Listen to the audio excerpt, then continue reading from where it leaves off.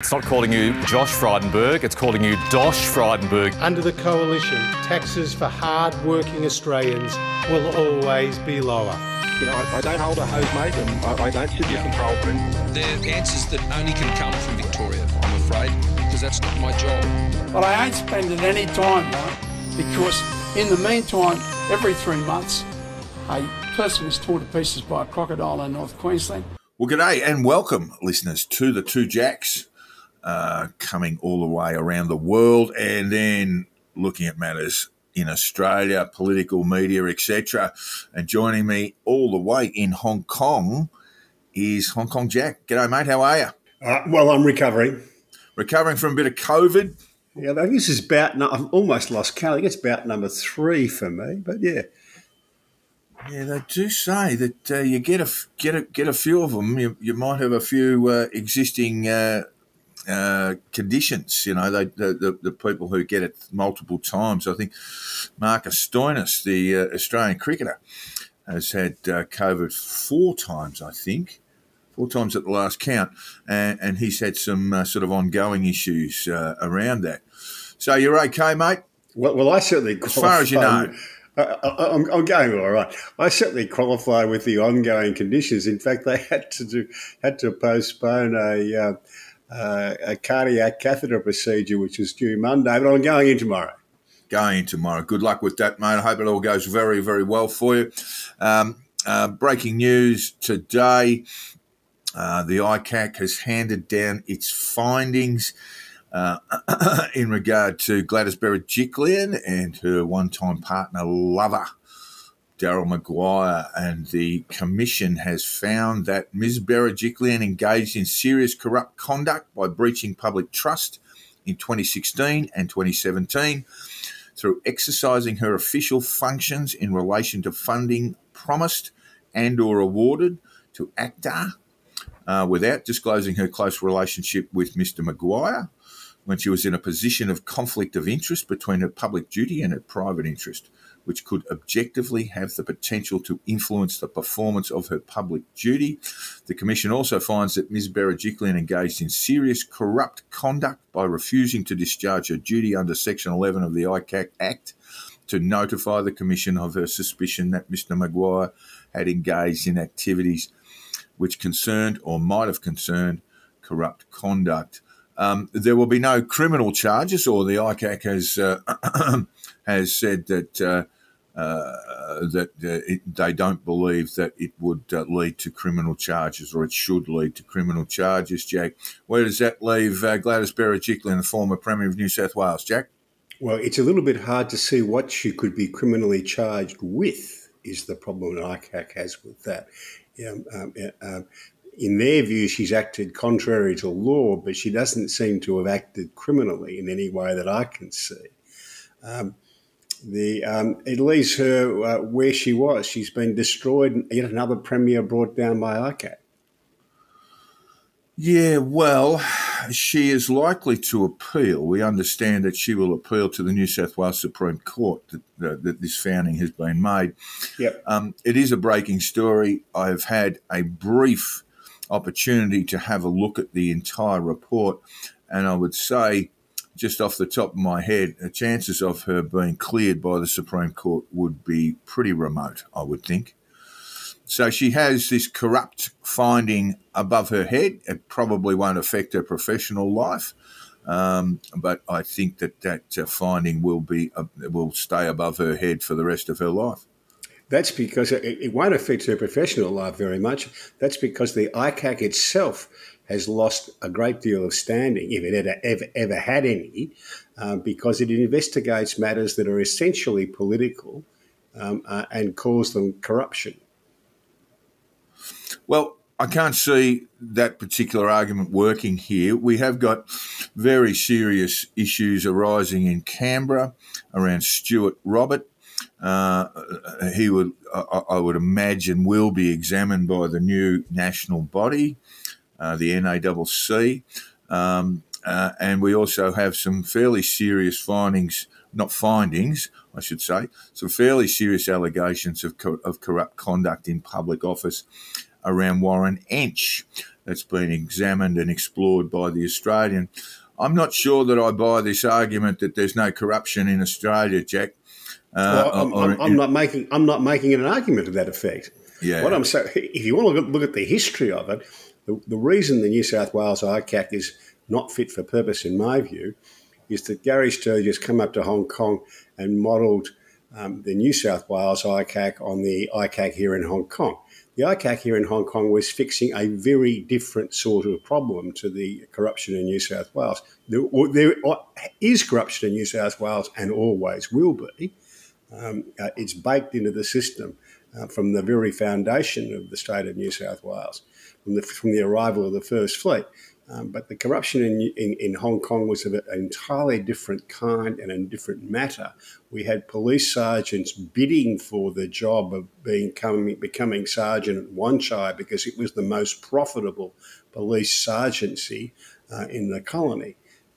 That's not how it works in New South Wales, never was quite how it worked in New South Wales. So the thing was designed badly from the beginning, and it operates badly.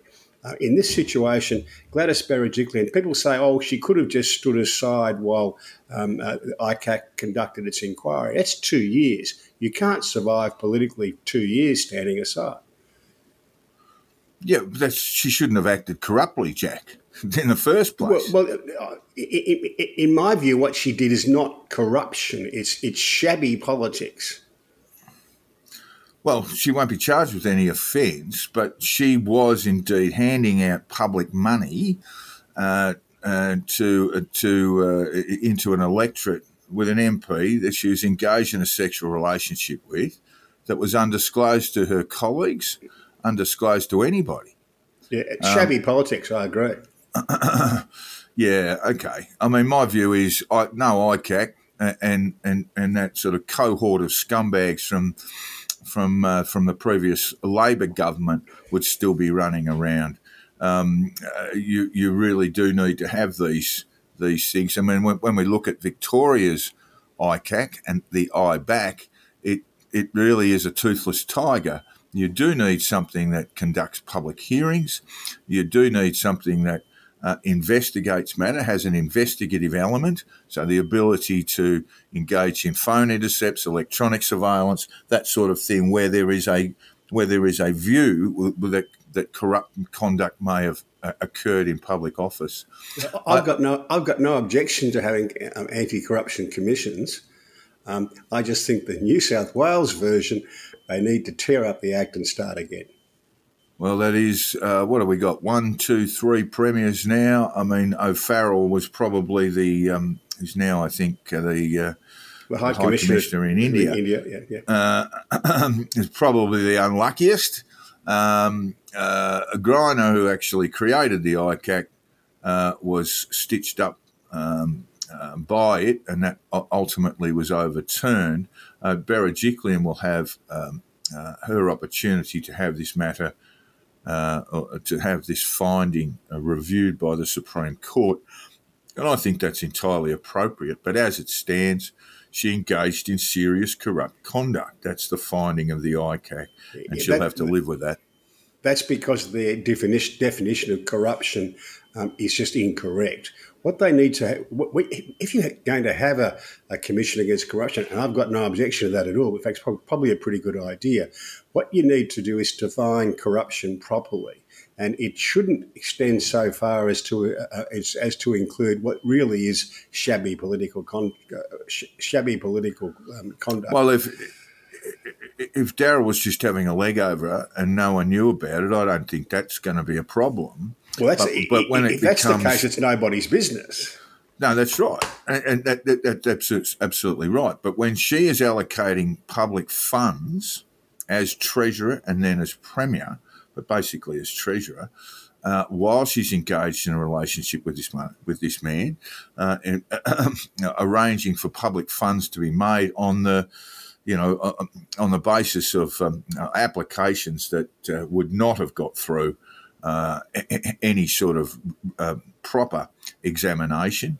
And like I said, she had an undisclosed relationship with the fellow at the time. They ended up losing the seat, by the way. That's the proper That is indeed the proper consequences. The action's political, the consequences should be political.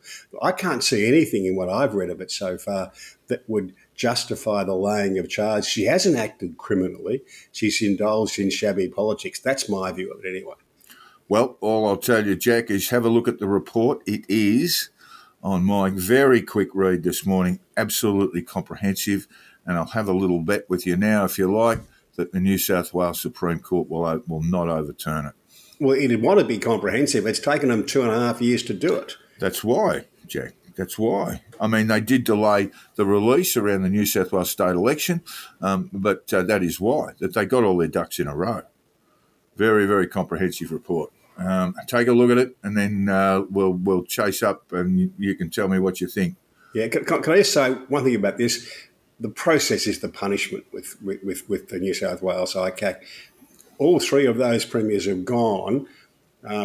Two of them at least would have survived had they appealed.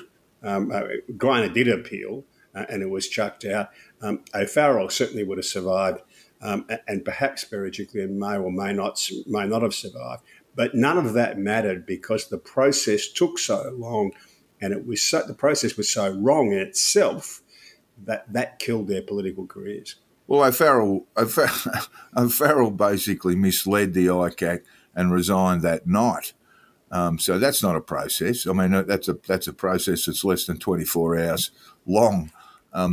This one has gone on a long time, I grant you, but that is to get basically everything in a row, their ducks in a row. Now her former lover, Darryl Maguire, is in serious trouble. He is facing a number of criminal charges and will face even more, including lying to the ICAC.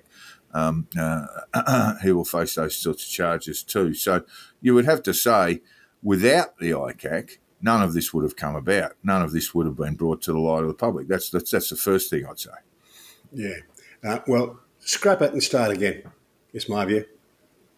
Right. Okay. Well, we're going to disagree on that. Look, Simon Crean has been a wonderful Labor figure for a very long time. Very sad to see he died and died overseas, which makes it even more difficult for his family. A great Labor man, Jack. Yeah, he was. He and Bill Kelty were the first of a whole generation. It was a whole changing of the guard. They were the first university-educated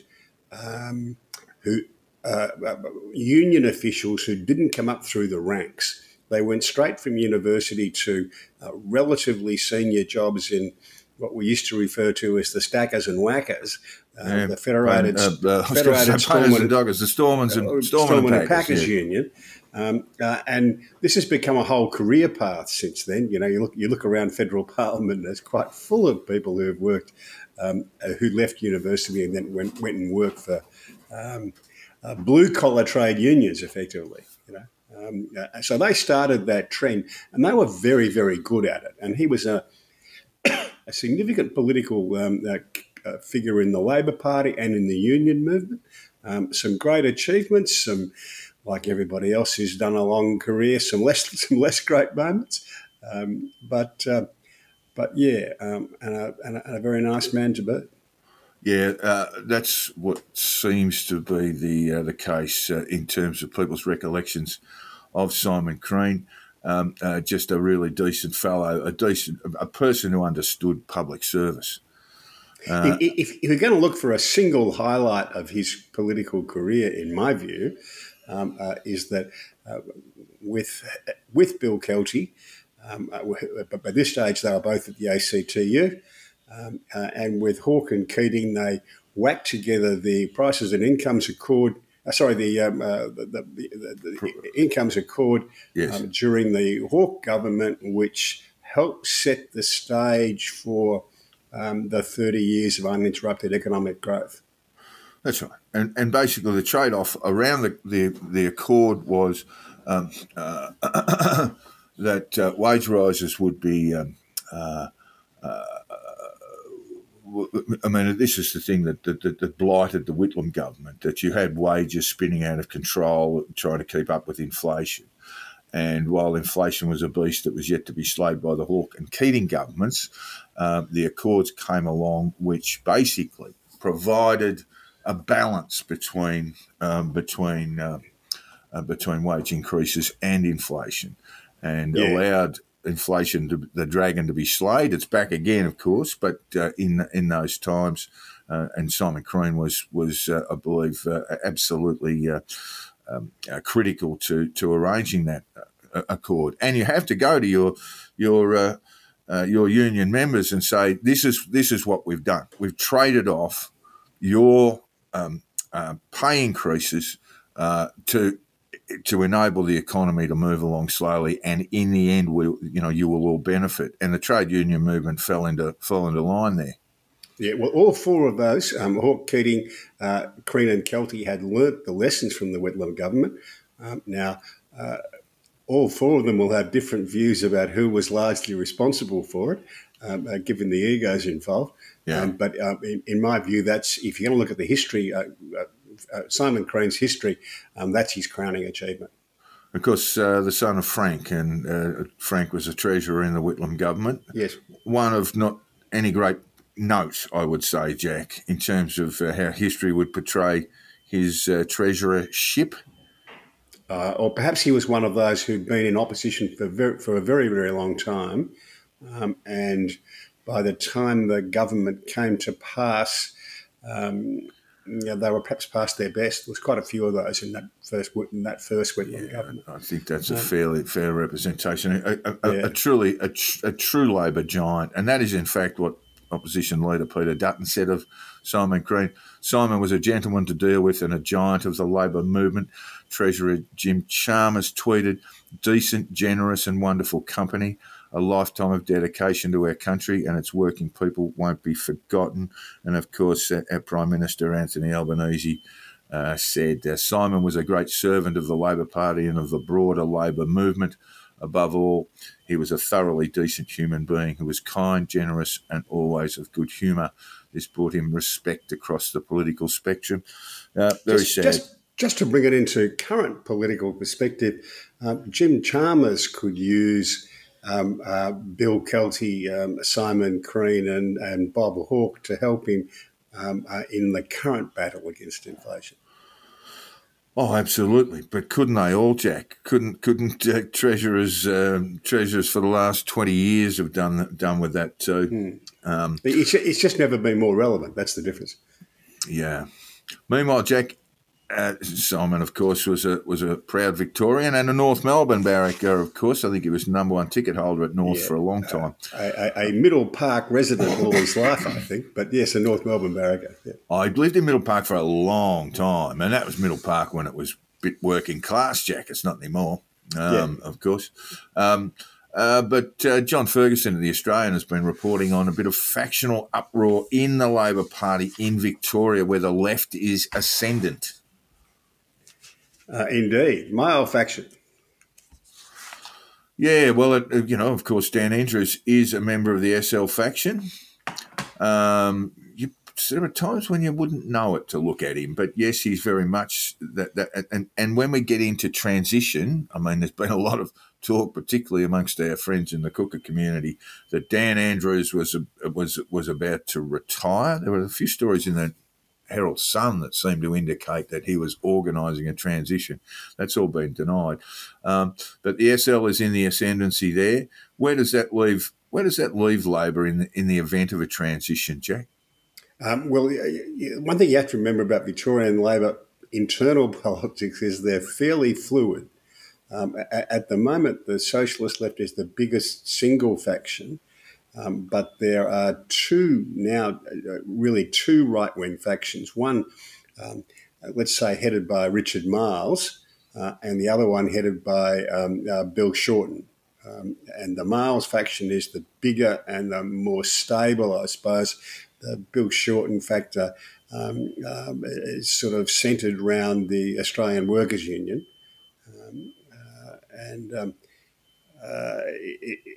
But they have all different sorts of cross-alliances. So at the moment, the Socialist Left faction is shored up by its relationship with the Miles faction. All right. Thanks for that, Jack. Thanks for the background there.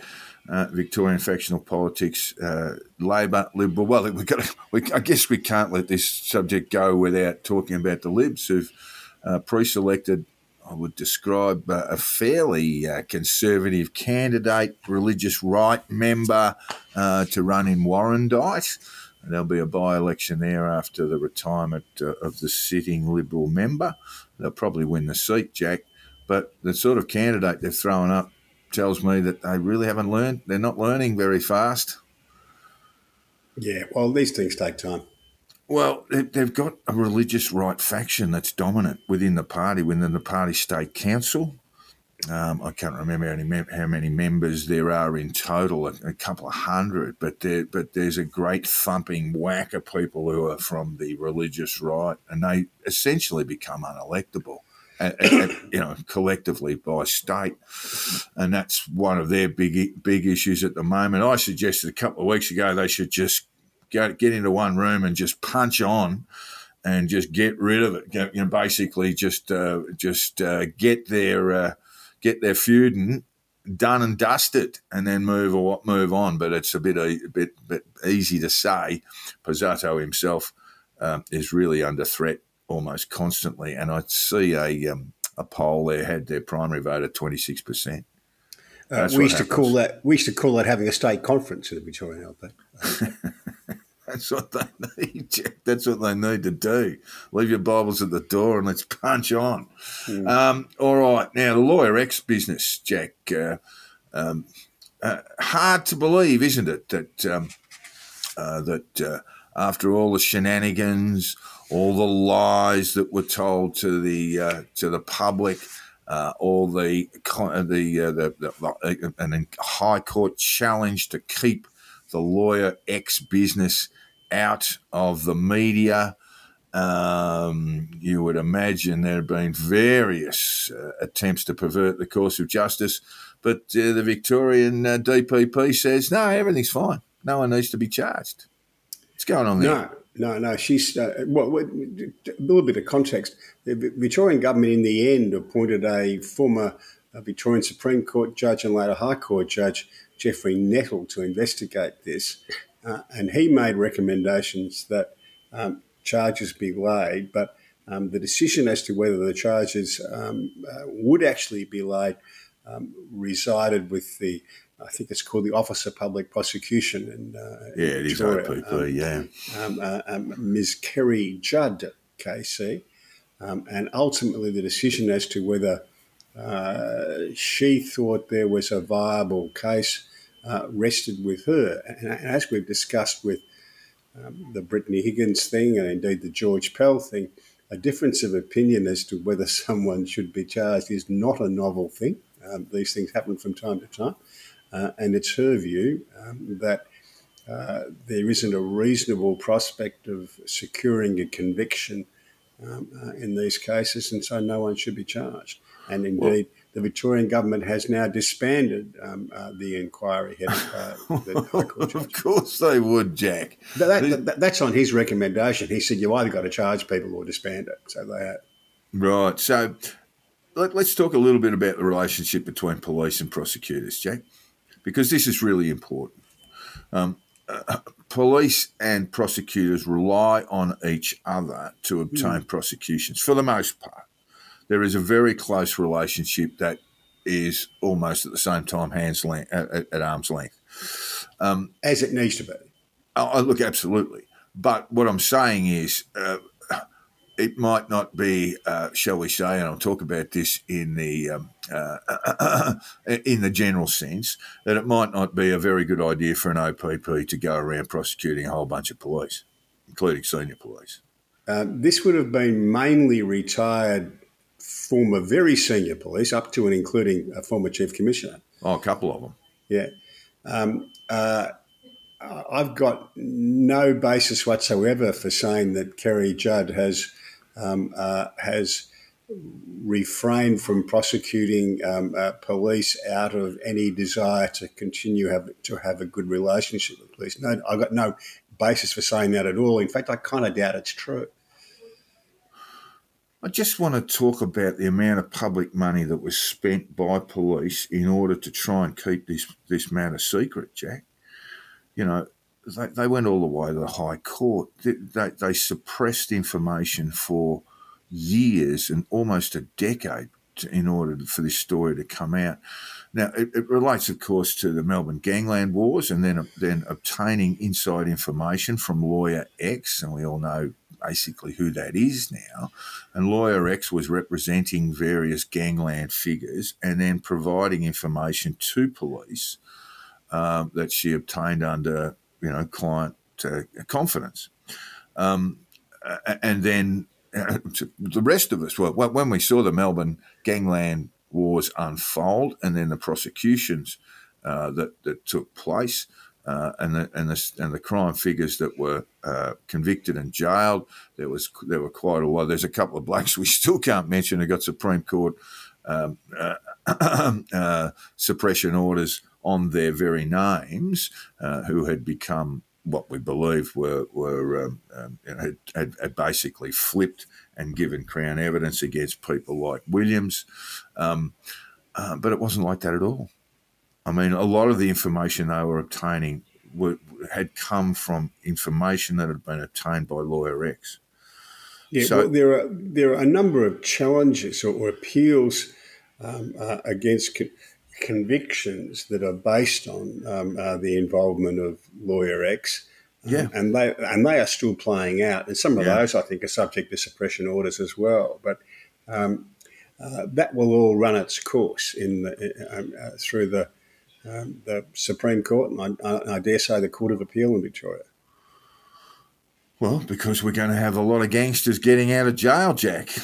That's what's going to happen. Some fairly serious types getting out. There've been a number released already. Yeah, and there'll be some more, I would think. How many, we don't know. And so the public was duped into believing that this was fine police work when it in fact was obtaining information illegally. And at the end of the day, no one gets charged. Wow. All right. The Voice, Jack, it looks like it's going to hell. News poll on Monday had losses in South Australia, West Australia, Tasmania and Queensland. Can it be resurrected? Should it be postponed? I don't think it can be postponed now without an act of Parliament. Well, of course, it can be postponed. That's a politically difficult choice for the government to make. My view of it hasn't much changed. I think it could succeed. I just think it probably won't. It doesn't look good at the moment. I notice Peter Dutton has released a 6-page pamphlet, which I presume is going out in the mail to, I guess, most Australians. No, it's going out to his constituency. Oh, just to his constituency. Well, that's a little bit different. My view was that the more Peter Dutton gets involved in this, the more likely the yes vote is going to be to get up.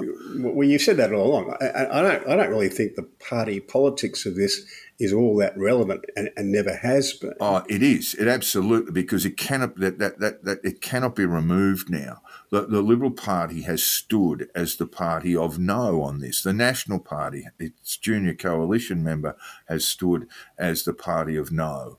And their combined vote is what, 40%. So that can't defeat the referendum. The people who are going to decide this are by and large people who vote for Labor or vote for the coalition or vote whichever way it suits them.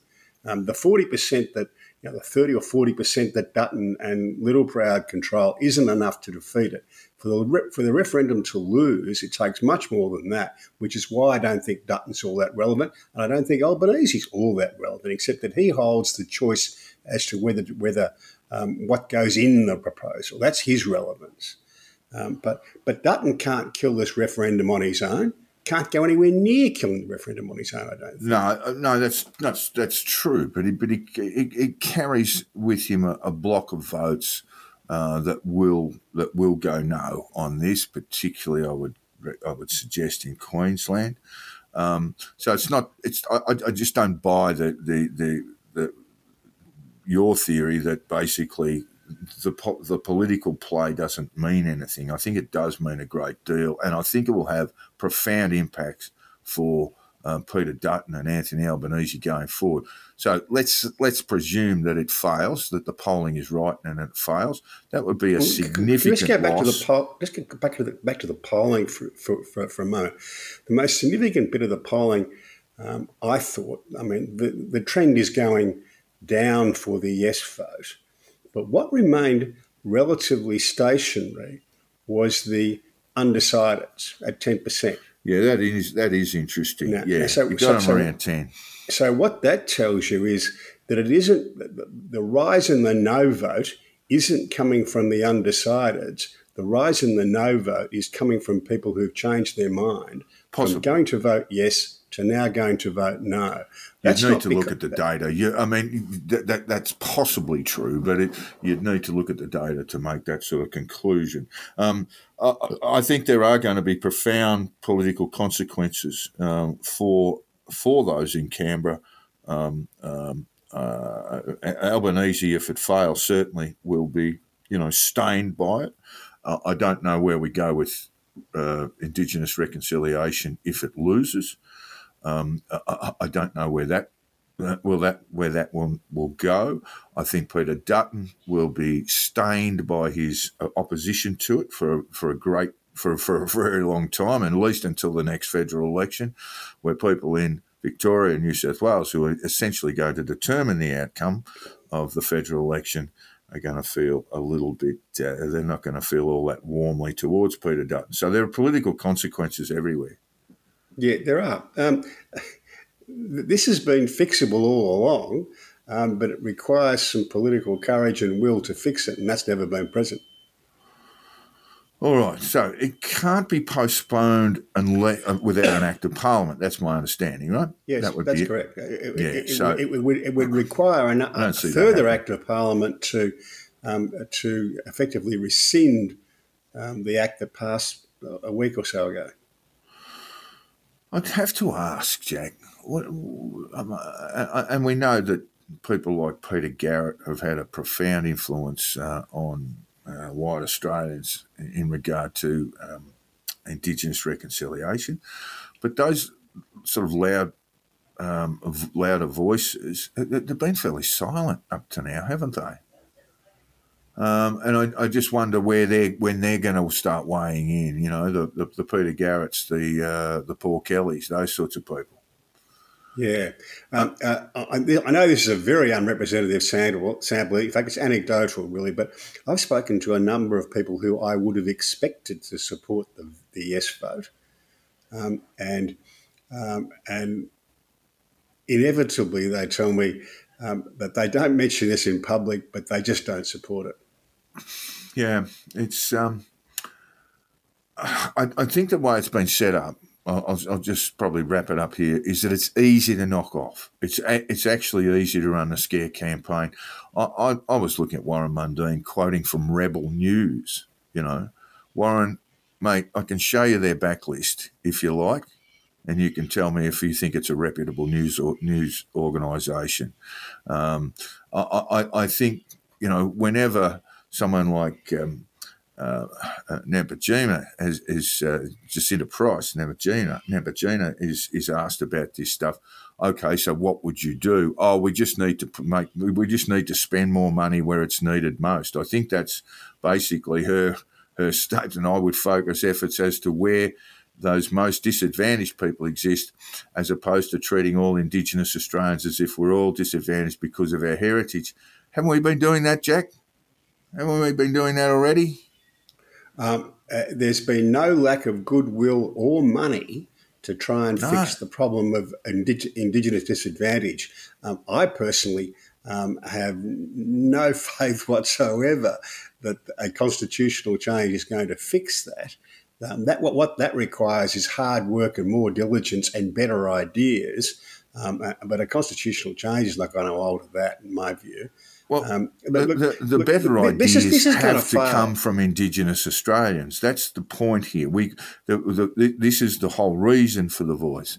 And I always, when people talk to me about the voice, I say, well, look at this from a policy framework, from within a policy idea that, let's say, the issue of dry communities in Northern Territory in the top end. Let's talk about that. Now, white people can sit around and say, yes, we want grog bans. Indigenous Australians can come forth and say they want grog bans. And in the end, that decision making, or the advice on that decision making, needs to come from Indigenous Australians, not from white people, because we just can continue to get these things wrong. Yeah, well, I think a large part of the Australian population would agree with you about that, but don't see the need to make constitutional change to get there. And that's a problem.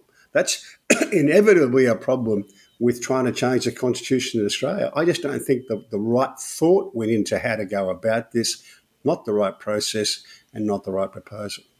All right. Now we've got to move over. And I'll say it every time, that's just a wasted opportunity in my view. Oh, look, if it fails, Jack, I really worry that the opportunity, and it is the opportunity of real reconciliation with Indigenous Australians, will have passed for a very, very long time. And I just don't know where we go from that. And I think that's one of the things that we need to look at when we talk about the voice. For you might talk about its shortcomings, but the voice would actually be an expression of a willingness to reconcile. And in its absence, I just don't know where we go. I just don't know where we go after that. And that's the shame of it. And the shame of it will be that we continue to throw money in the wrong areas. It's often misused. It's often going to people who need it least.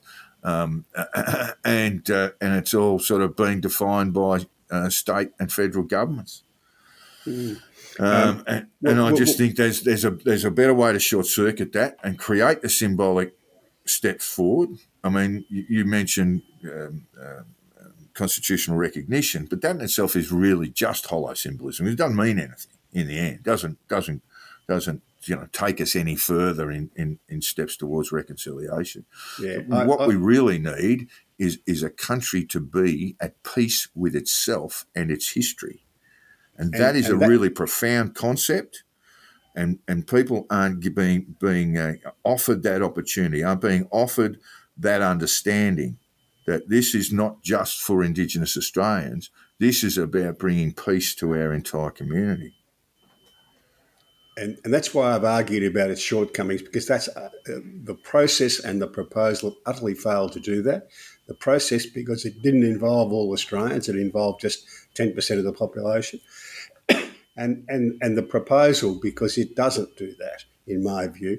I'm cross about it because it's a wasted opportunity. Right. We'll see how we go. It's not looking good. It is not looking good. I don't think I'm saying anything unusual there. And God only knows where we go if it fails.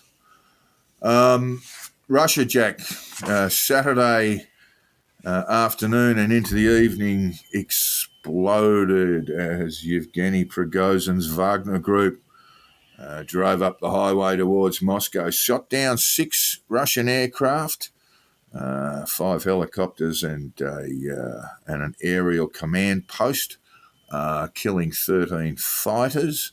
And then it stopped, and the Belarusian president stepped in and provided Prigozhin with exile, and Vladimir Putin.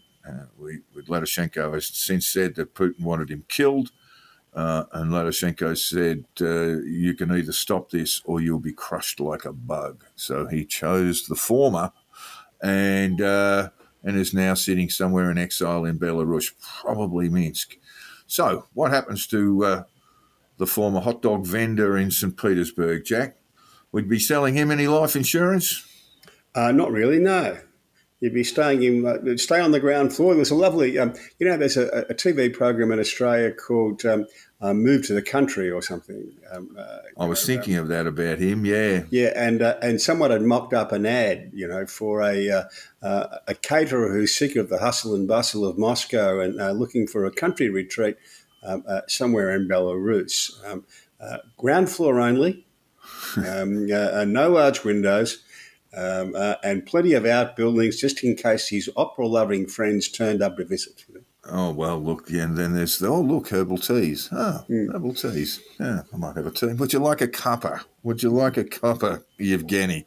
A cup of tea, you'll be surprised what just a sit down and a cup of tea will do for you. So Prigozhin probably hasn't got that long to live. I suspect while he still has influence with Wagner Group, and the soldiers that are now those mercenaries who are now being pushed into the Russian military are going to be profound Prigozhin fans. But once that sort of eases back, I suspect that Yevgeny might have a few problems. But that's just it. So it was explained to me, and you actually sent me the link, that there was a sort of Russian military expert who talked about the way that Wagner was going to be used as a sort of support force, as a reinforcement force behind as the Ukrainians break through Russian lines. And they are starting to do that now.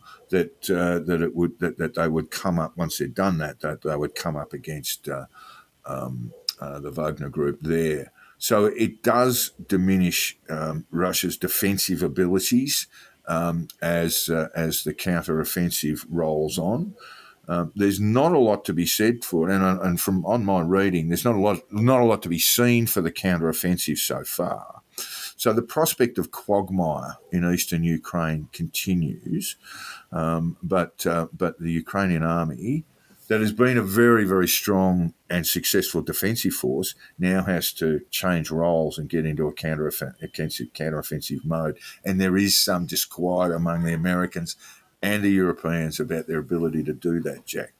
Well, I think you and I agreed some months ago that it's a vastly different military exercise defending a country as it is to trying to take occupied territory back. And perhaps they have the skills and ability, and perhaps they don't. And at the moment, they're not making very much progress.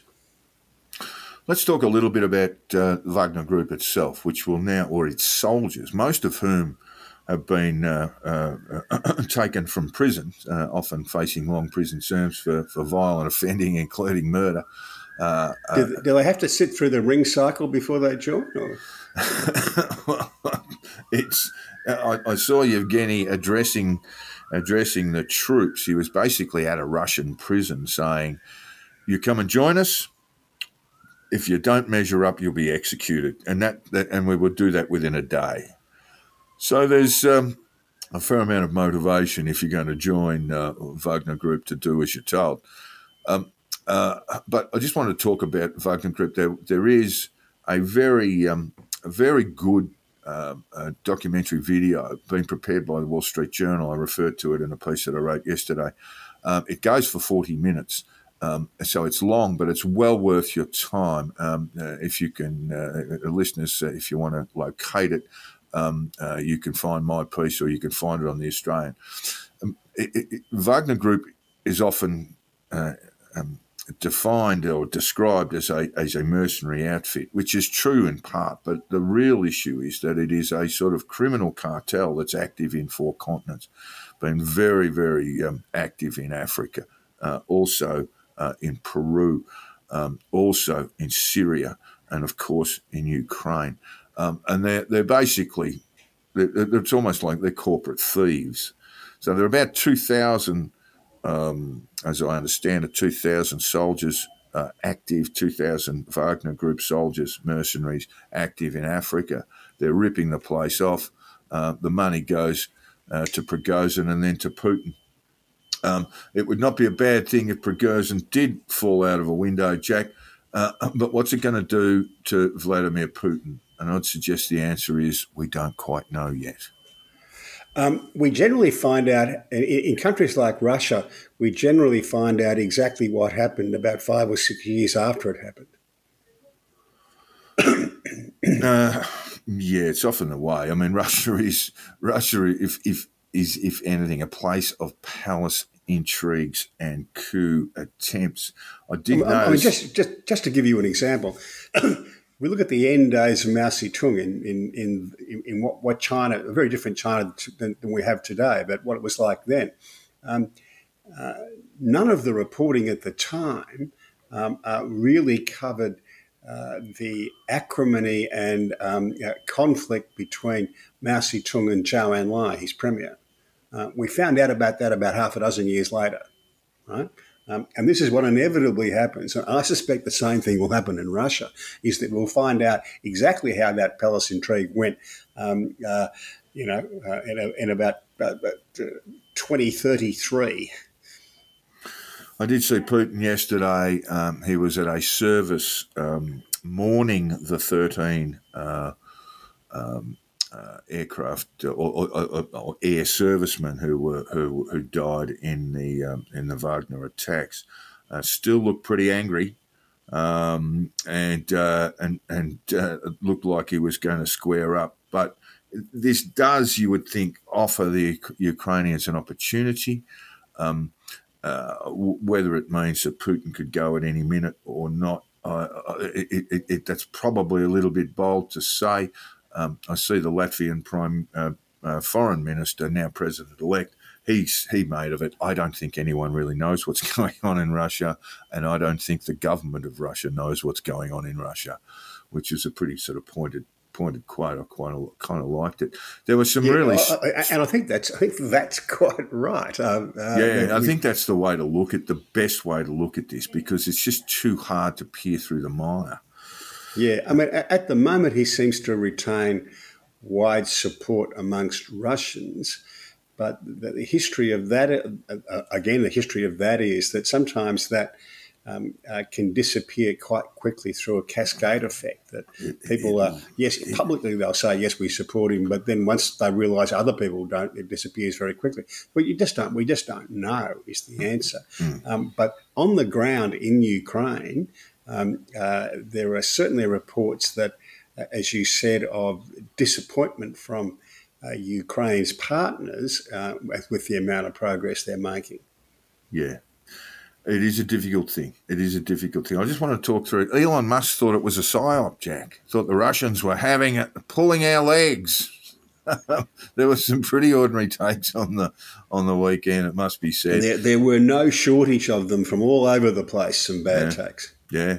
I did notice, and I did write about this, Jeremy Corbyn has been rocked into silence, Jack. He doesn't quite know what to make of it.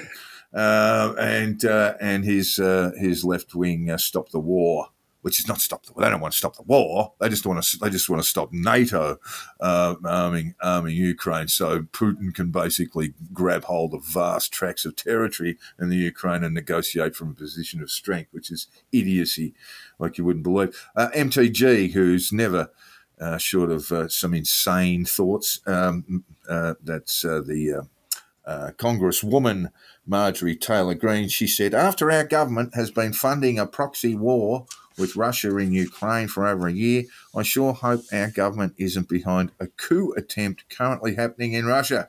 Got no evidence, but I'll just put it out there. Other people sort of thought that Progozhin was a CIA operative, Jack. That'd be a black op, wouldn't it? That'd be a black op and a half, wouldn't it? Yeah.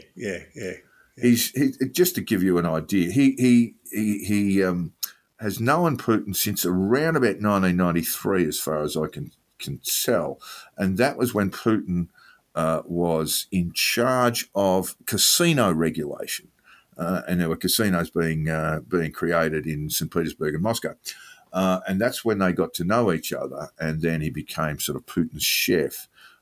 When he opened a number of restaurants in St. Petersburg. And you've got some lovely file footage of, who did we see? Jacques Chirac eating there, George W., eating there with Putin. And, various European leaders have been served food by Progozhin, who's sort of sitting in the background there. Progozhin is now just had been one of Putin's, blaggers, thieves, violent thugs running around basically stripping other countries of their wealth. I wondered whether he was really a chef in the Gordon Ramsay mould, or whether he was a chef in the Pete Clemenza role in the Godfather. The fellow who cooks up the spaghetti before they go out and shoot people. Well, there's also a bit of that. It really did. It really did sort of rattle the cookers, but particularly those people who support Putin. Speaking of caterers, yes. Yeah, well, there you go. Yeah, it really did rattle their brains for a long time, and they weren't quite sure what to make of it. Look, definitely an unfolding situation, but it has exposed a lot of people, particularly from what we might call, probably wrongly, the conservative right, who really wanted the Russians, the Ukrainians and the Russians and the Americans and the Chinese to sit down and basically reward the invading country with territory. And this has got a long way to go. What we don't want to see is quagmire in eastern Ukraine, but quagmire would be better than allowing tanks into Kyiv and then sitting down and negotiating a peace from that point of view. It would. We were a little irreverent about Mr. Putin and his long tables. Yes. But I noticed that the more recent footage from the last few days, he's now only 4 or 5 feet from the nearest official who's talking to him. Had the black suit on Saturday night Australian time and looked pretty angry, Jack. I don't think it was a psyop. But we'll move on and see that Hunter Biden. Let's have a quick talk about Hunter Biden, Jack. He's taken a plea deal where he will be found guilty of not filing tax returns for a couple of years, which is a pretty rare prosecution in the United States, Jack. Because a lot of people don't always file taxes in the United States and they tend not to get convicted for it. It's not that rare a prosecution if your tax problems are quite as significant as his. He does have quite a few problems. And there are, and it was also a gun charge in that he, when he filled out his form to get a permit to carry a gun, he neglected to mention that he was a cocaine user, a crack cocaine user. Well, is that a box? You've got to tick the box on. You do. But all that's been waived, of course, because he's just got these 2 convictions for not filing tax returns. But there were payments. He's not only made payment. There's nothing wrong with it. I'm not going to kink shame the guy. The guy's paid for prostitutes and drugs, and he's gone to sex clubs and these sorts of things. But declaring it on your tax, getting a little bit back from the government on that, it's a bit iffy. Well, claiming it on your tax, not just declaring. Yeah, that's what I mean. Claiming. That's what I meant. Yeah. Yeah, claiming it as a business expense. As David Burge from Austin, Texas said on Twitter, does anybody know the name of his accountant asking for a friend? When President Joe Biden was asked, he said he loves his son. And that's a fair sort of... Yes, well, Nicholas Kristof in the New York Times says that's the real story of the Hunter Biden plea deal. It's nothing to do with the gun or the tax charges or anything else he might have been doing. What it's really about is the story of a father's love for a son and the redemption that the father's love for a son can give using crack cocaine addict.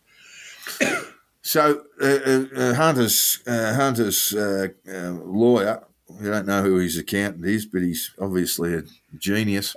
But his counsellor says an extensive 5-year-long investigation conducted by the United States Department of Justice concluded this week, which resulted in my client taking responsibility for 2 instances of misdemeanor failure to file tax returns, as well as a firearm charge, failing to disclose that you're on cocaine. I mean, gee whiz. I wonder where the license application would have taken place. Because in Texas, there'd be no box to tick. Are you a current cocaine user? No. Just pick one from the shelf and take it away now. Sadly, there are people who are jailed for this. It's one of those raft of charges, like some of the RICO charges, that the federal law enforcement people in the United States use to pick up people they suspect of something else. So the idea that this is a rare thing to charge someone with in the United States is just not right.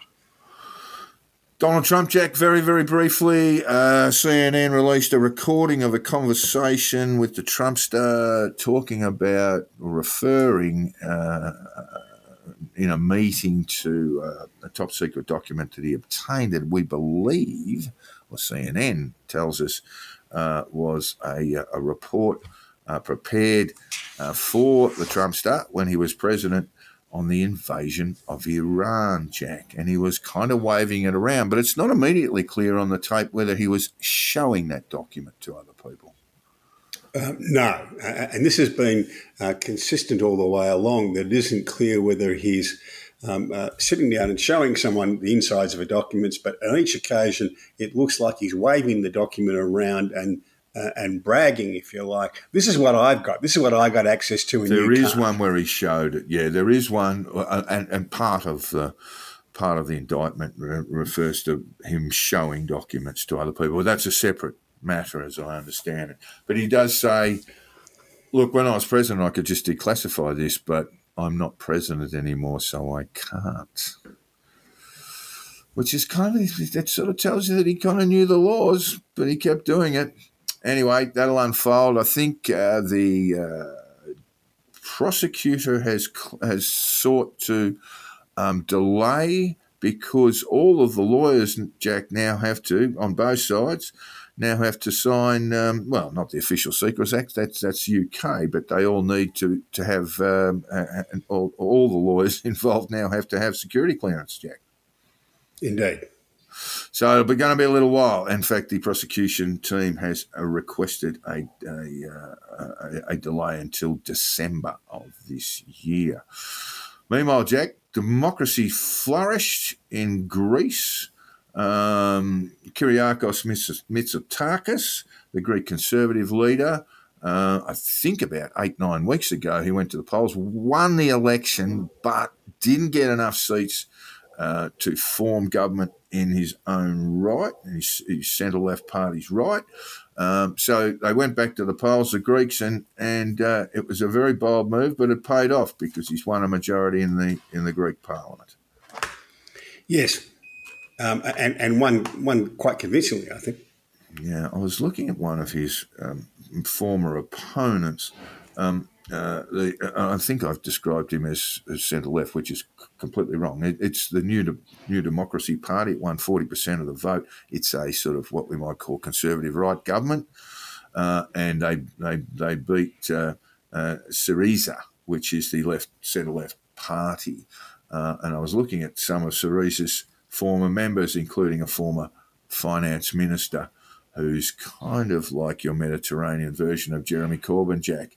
Yanis Varoufakis. There you go. There's Yanis indeed, yes. He's indeed, I think, appearing next week with Jeremy Corbyn and many, many others at what really is a sort of an old communist talk fest.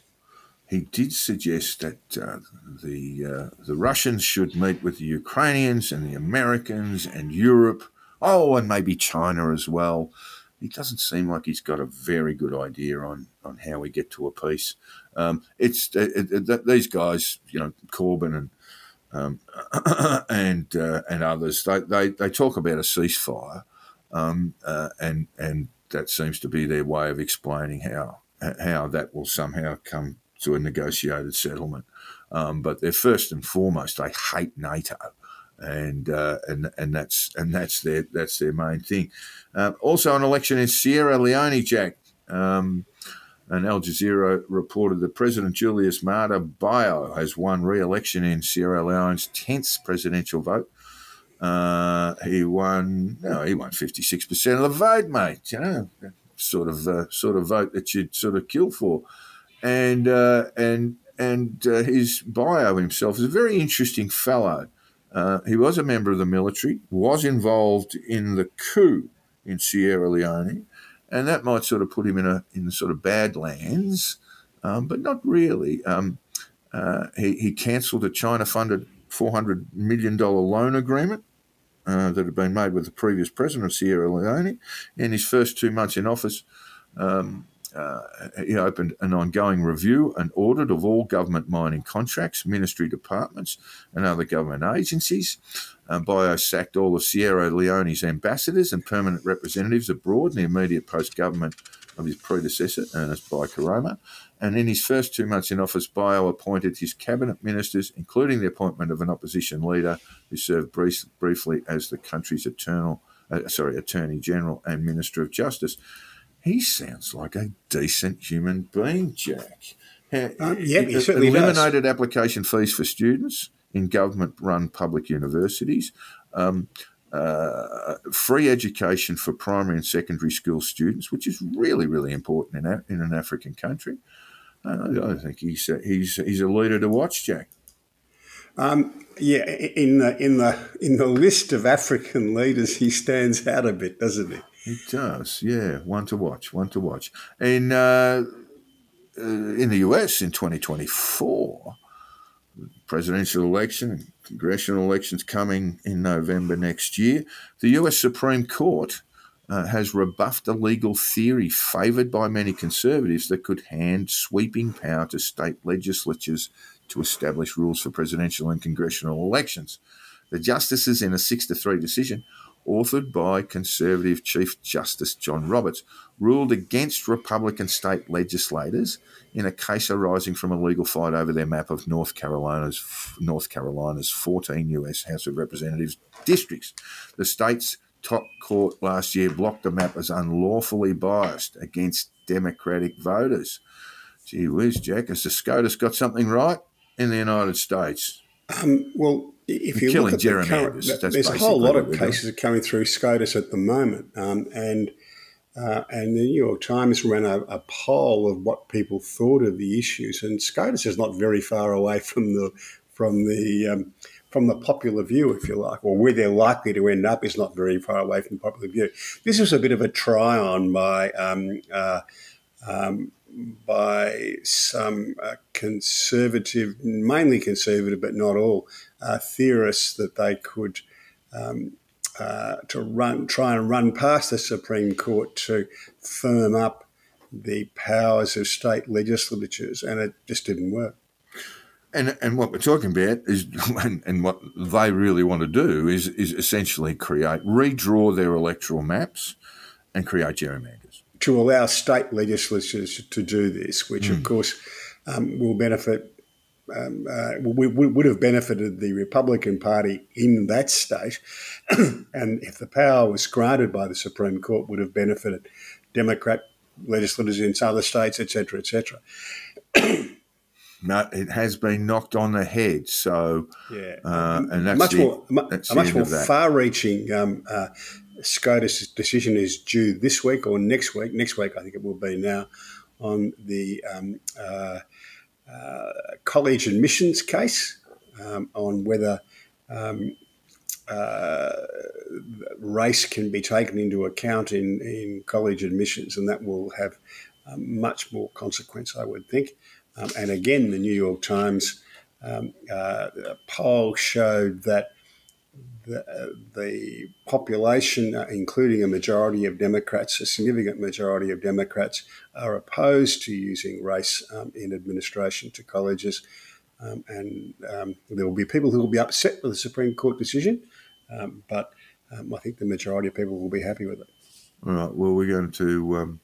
We'll definitely cover that when the decision is handed down. We just briefly want to talk about COVID lockdowns, Jack, and education. Basically, performance, and this is US data, I presume, performance has fallen significantly amongst students, and we're talking about young adolescents, fallen significantly since the 2019-2020 school year when the coronavirus pandemic wrought havoc on the nation's education system.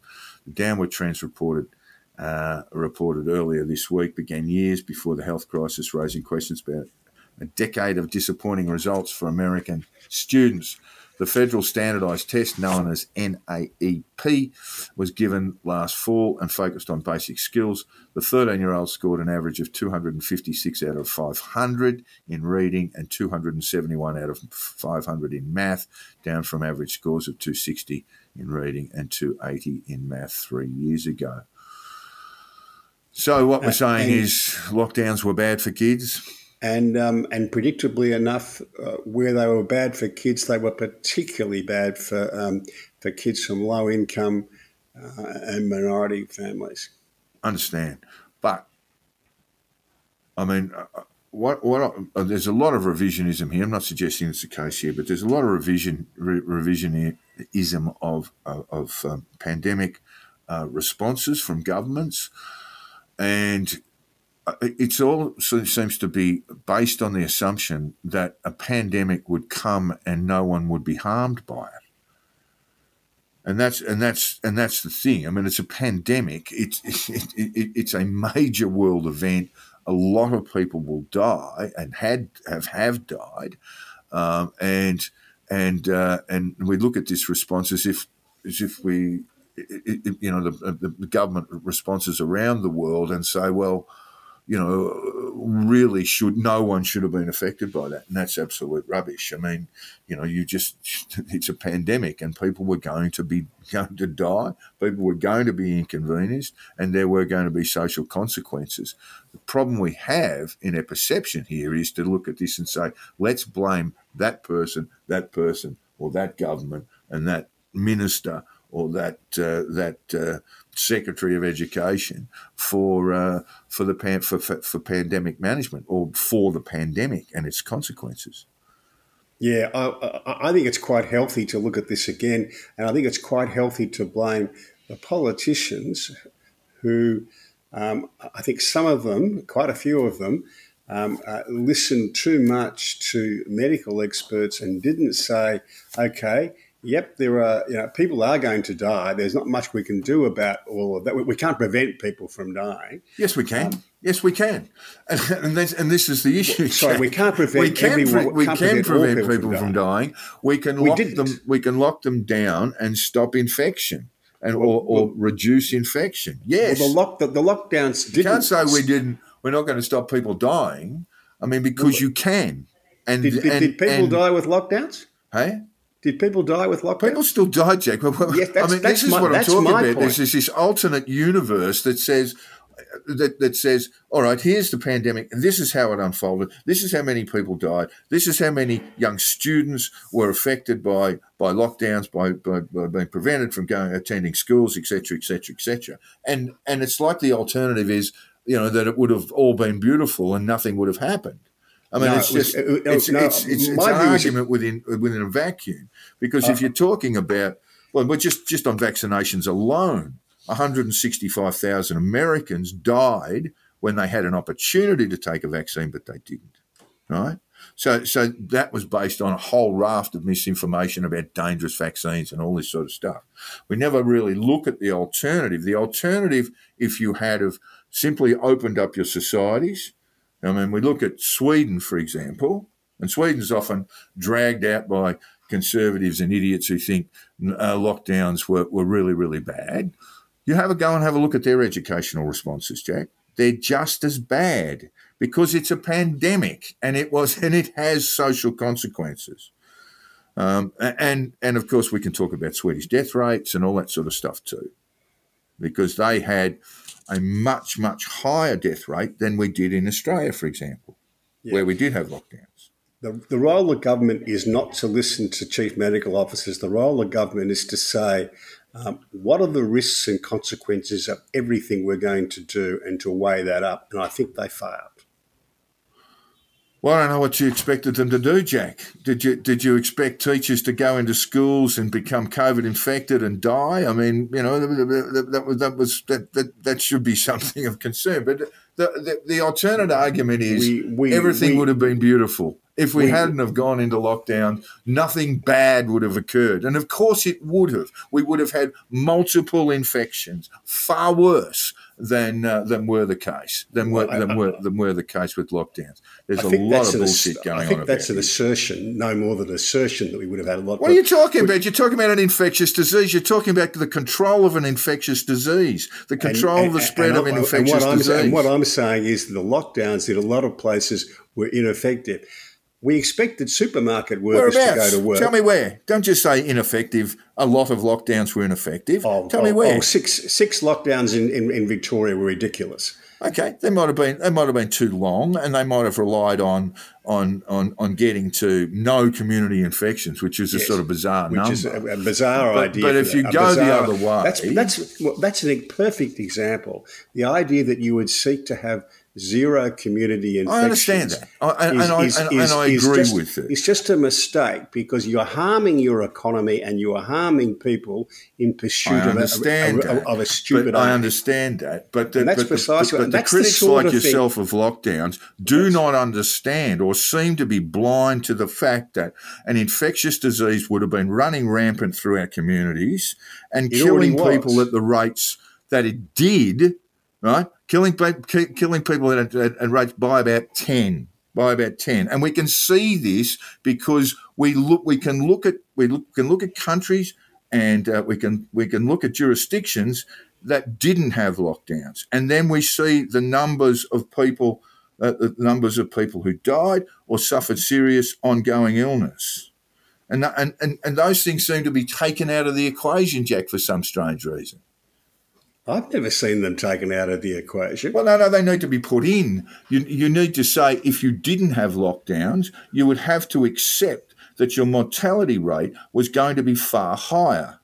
Now, in the end, you'd have to say, what do we do? The evidence as for that's administrators, what do we do? Do we balance the educational standards of 13-year-olds against having a death rate that's 10, 15, 20 times higher? Well, I would need to see some evidence that lockdown saved a 10 times death rate. I'm not seeing anything like that. Well, okay. Tell me, you want to tell me about mortality rate in India? Do you know? Because I can tell you the mortality rate in India, where essentially no lockdowns were established, they had a mortality rate around about 1%. Here's what in Australia the mortality rate was in the percentile. It was in the fractions of 1%.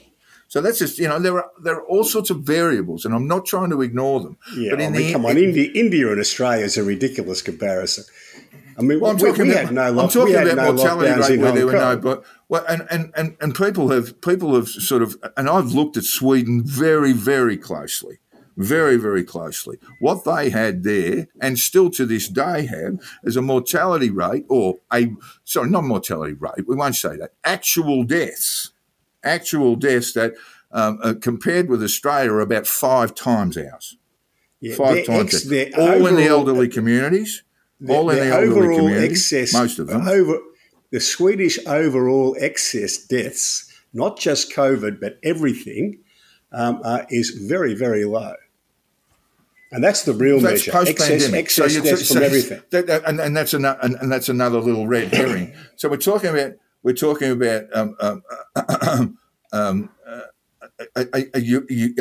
there is actually no direct link between excess deaths and lockdowns. You cannot possibly argue that there is that basically where we have high rates of excess death.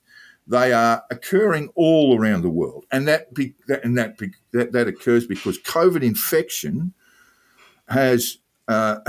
creates high risks in terms of cardiovascular disease, in terms of cardiothrombotic disease, in terms of dementia among the elderly. These things are working across the board. We're looking at the wrong things here because we're still battling about whether we should have had lockdowns or not, when we really should be looking at the long-term consequences of multiple COVID infections, just like yourself, Jack. because you immediately go into higher risk categories in terms of those things that I'm talking about. I mean, and there are a whole raft of studies to show this. I mean, we had a senator in this country grill Atagi people and trying to claim that the vaccine was causing dementia, and it doesn't. I mean, what we saw in cardiothrombotic events, the higher risks of diabetes. We see this as a consequence of COVID infection, and yes, it is higher among those who are unvaccinated, but the ongoing health problem continues, that you've got people with higher rates of serious illness as a result of COVID infection and often multiple COVID infections. Yeah, well, so that's where we go. You can't deal with these things in a vacuum. I actually think the excess deaths overall is the best figure to look at, because the figures as to who died of or with COVID are rubbery, whereas the excess deaths over the usual pattern, the ones excess to that usual pattern, is a stronger statistical measure. Anyway, we'll sort measure of of what? Measure of what? It's a measure of the consequences of COVID infection. A measure of a good response or a bad response. No. It's not that at all. It is a measure that COVID infection increases your risk of cardiovascular disease, of cardiothrombotic disease. It increases risk among the elderly of dementia. And these things are all obtained in studies, Jack. They're all available. Go and have a look at them. Go and have a read of them. Yeah. Well, tell me again about India. Anyway, let's go to the sport. All right. Yeah. Well, we had a night of Test cricket, first day Test at Lords. We need to talk about that because Ben Stokes looked at a green wicket, looked at overcast conditions, and won the toss and breached the immutable law of the universe and put Australia into bat, and it didn't pan out. It must be said that Pat Cummins was going to do the same, so it was a good toss to lose. Australia lost a couple of late wickets last night. Of course, we'll be playing. There'll be more tests played by the time this podcast comes out. What I saw from last night's play, Jack, is that on paper at least, Australia is a much better side than England, and it has better its bowlers are better for a start. They have a better bowling attack. And I saw, well, at the end of the day's play yesterday, Broad and Anderson, no wickets. And bowling, it would have to be said half rat power. Mm. Did you see any of the play? I saw a bit of it, yeah. Travis Head came out and did what Travis Head does. They scored a rate of just over 4 and over, Jack. So Ozball maybe. Yeah, I'm generally reluctant to say our bowl on a pitch that our bowlers are better until our bowlers bowl. But it was certainly a very good day for Australia. The first decisive sessions of the series so far. Second session was even more overwhelming. Lost 1 wicket, that of Dave Warner, who batted really well for his 60-odd, and then Smith sort of piled on the pain. He's 85 not out at the moment. Came out and his first 10 balls, he just basically I think every ball's a scoring shot pretty much. Looks in very, very good form. I look at Australia's batting. I look at England's batting. I see England has a very strong middle order, and that's possibly where they have an advantage. I look at Australia's top 3, and then I look at England's top 3, and I see Australia having an advantage there. And then I look at the bowling, and I see Australia as a far deeper attack. So there's plenty in the wings. Scott Boland missed out, desperately unlucky not to be playing in the Lord's Test. We've got Michael Neser in the wings as well, who's a hell of a good bowler, and I will say right now will come out and make an impact in this series. Their bowling strength is where it's going to be, and that's just where they look stronger. I mean, England might come out and blaze away tonight when they get a chance, but I mean, I watched a lovely little clip on Instagram, and the Indian cricketers being asked, who would you most like from the Australian side to come into the Indian side? And you know who they answered? Almost without exception? Pat Cummins. And Cummins just works and works and works. Smart bowler there. It's the best attack in the world. I think it's the best side in the world, and I think they're about to prove it. Well, come on, talk. Yeah, I think that's a reasonable assessment. You're not taking fucking Trappist vows. No, I think that's a reasonable assessment. I mean, I was asked a week or so ago, or after the last test, what I thought about Bazball now, and I thought, well, Bazball was a success in this sense that it enabled a slightly inferior side to get within half an hour of beating a better side. Yeah, look, I mean, I think England are playing a good attacking form of cricket, but I don't know that it's sustainable in the end if you don't have the batsmen to back it up. They have Joe Root, who's probably the best bat in the world at the moment. I think he's ranked number one at the moment, but that changes all the time. And then I see Harry Brooks, who looks to be a real talent. And then I don't see a whole lot else. You know, Zach Crawley averages, I think, 28 in Test cricket. He's opening the batting. Bairstow's a talent. Yeah, look, Bairstow gets the job done with the bat often enough. You wouldn't give him the gloves, though, Jack. You wouldn't give him the gloves. Yes, that was the moment for me of the Test day yesterday when the Just Stop Oil protesters ran onto the pitch, two of them, and Bairstow picked up one and carted him off the ground, and immediately on Crick Info someone made the comment that Ben Folkes would have caught them both. I think Ricky Ponting must have been watching Crick Info because he said, you know, it was a pretty good catch from me. He didn't go quite down that far when he said it was a pretty good catch from Bairstow. He was a bit surprised that he didn't put him down. But, yeah, so, look, great cricket again. But, look, Australia just look a stronger side for mine with greater depth with both bat and ball. Probably less in batting, but the bowling is just super strong. And you can open up that England side. Their top three don't look all that flash to me. Bit of cricket to play, yeah. Ollie Pope, number three, their number three, basically went down with a shoulder injury. I don't know if he came back on the field. I didn't see him, but he went straight off after he dived to stop a ball in the field, backward point, and he's had some shoulder problems in the past. So we'll have to watch and see if he's going to play a part in the game. Rian Ahmed was picked in the squad. He's not in the playing list. They went with the four. They went with the four seamers. The UK. Rian Ahmed has played 11 first-class games. He's played one Test. Took 7 for 137, including a 5 for 48 against Pakistan in Karachi.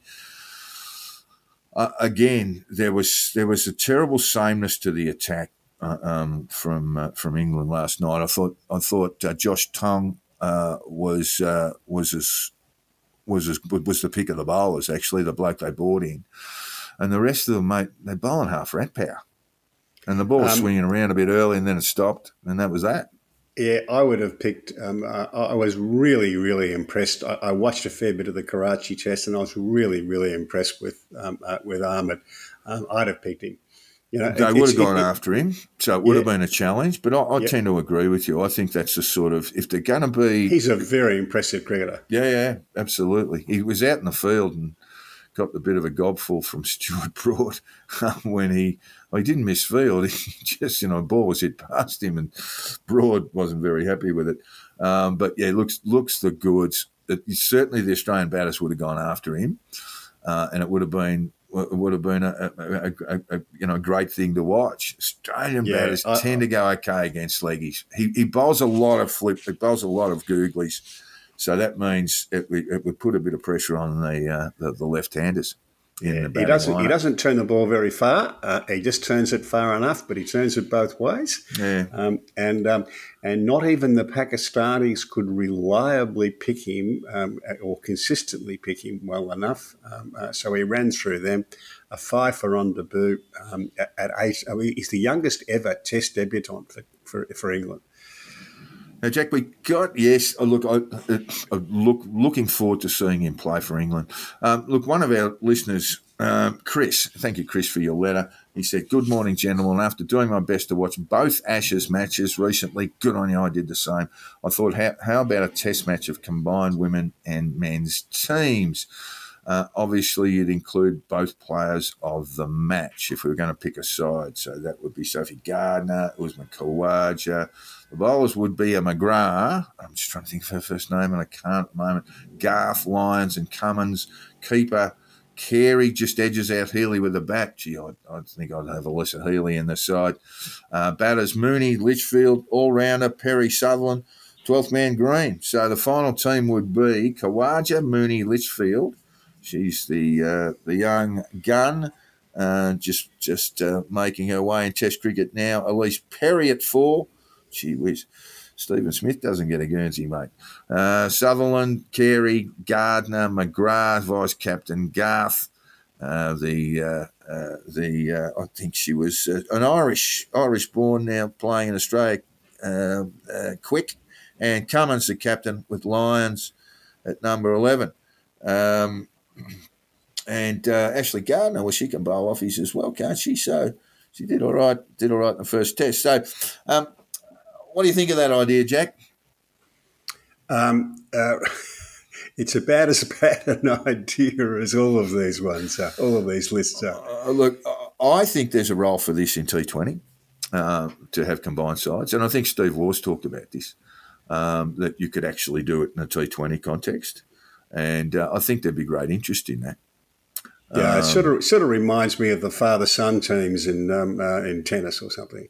Yeah, look, I can't see an Australian cricket team, to be perfectly honest with you, Chris, with no Stephen Smith in it, who scored his 9,000th run at 59 with, I think, 31 tons.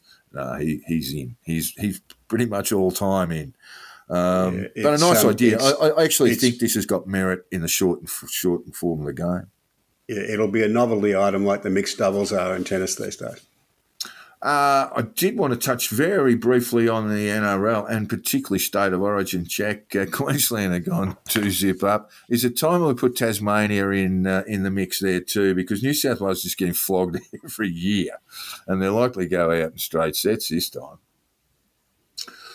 Yeah.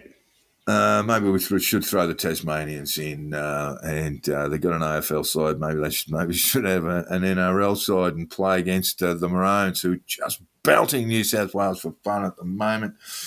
And in the AFL, Jack, there's been just a little bit of controversy about the sling tackle.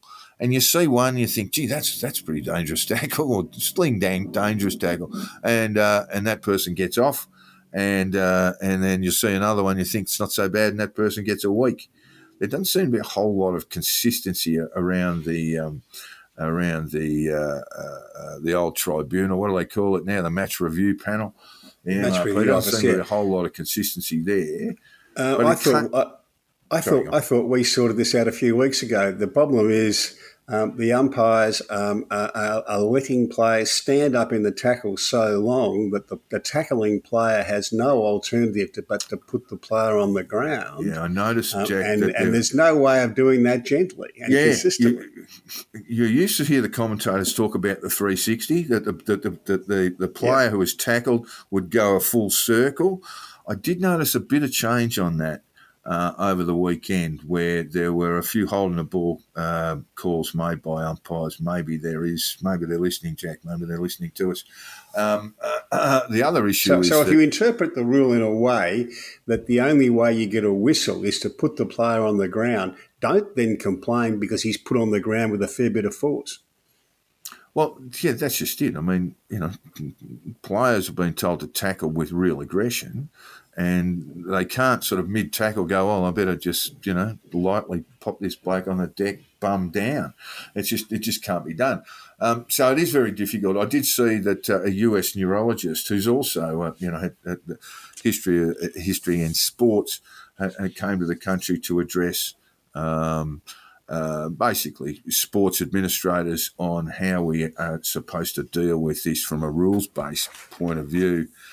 And his comment was that you see all of these sports groups, whether it's the NHL, NFL, AFL, whatever it is, they're very reluctant to come to the party on concussion-type issues, and then they realise they have to do it. And so he's put forward a series of protocols. I might just sort of drag them out. We'll have a look at them next week. But this is a major issue for all contact sports, CTE, and the business of the business of repeat concussions, particularly because we see our players, our great heroes, in such distress later in life. So we'll get to that and the whole issue of CT as we go. Jack, take us out with something silly. This is from I think he's the theatre and film critic for the Wall Street Journal these days, Kyle Smith. Oh, yes. On Twitter. The fact that we have not one but three outrageous serial fabulists running for president of the United States and getting lots of support right now ought to tell us something about the decay of truth in the US. Oh, that was quite good. That's very good from a theatre critic, Jack. Well, he's written on all sorts of stuff, but that's his current job. Right. He's a military man, scholarship boy to Yale, as a lawyer as well, I think. But now. So who is three? I mean, we've got Trump. We've got Trump. I presume he means Joe Biden. And who's his third fabulist? Well, the one who's getting a fair bit of support, Robert Kennedy. Oh, well, of course, yeah. Well, he's not getting very much support. He's just did an interview with Joe Rogan, Jack. that's not support. Yeah, well, when Joe Rogan, I think when Joe Rogan was just presented with a statement that childhood vaccinations cause autism by Bobby Kennedy, and Rogan, that idiot, just sat through it and didn't even query it. Well, I think Kennedy's still on 18% in the Democrat primary. He's dropped down a bit, mate. People have actually had a look at him now. I think he's down about 15% at the moment. Well, he's still a long way in front of the third place getter. He's the only viable alternative at the moment. But the funniest thing on Twitter all week was that Reuters did a study, a genealogical study of Joe Biden and every other living president, and discovered that all bar one of them were descended from slave owners. And the exception of the living presidents and Joe Biden was Donald Trump, because the Trumps arrived from Germany and Lithuania, I think, after the abolition of slavery. So all of the others, Biden, Clinton, Carter, Barack Obama, and George W. Bush, all had slave owners in their genealogical background, and Donald Trump was the only one who didn't. Kyle Smith again jumped in and said, does this mean that Barack Obama would be liable to pay reparations but wouldn't be entitled to them because he's not descended? He's descended from slave owners, but wasn't descended from the slave trade. Yeah, fair enough. Okay, all right. Well, that takes us out for the two Jacks on this day, the 29th of June.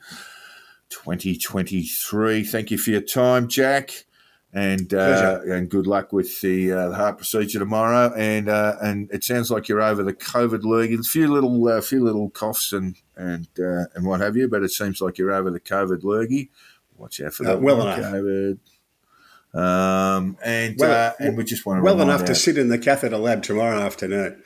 Yeah, good luck with that. Hope it all goes very, very well for you. And look, it's just a reminder to our listeners, if you want to make a contribution to the program, if you want to make a criticism or or indeed give us a pat on the back, drop us a line. You can get Hong Kong Jack on Jack.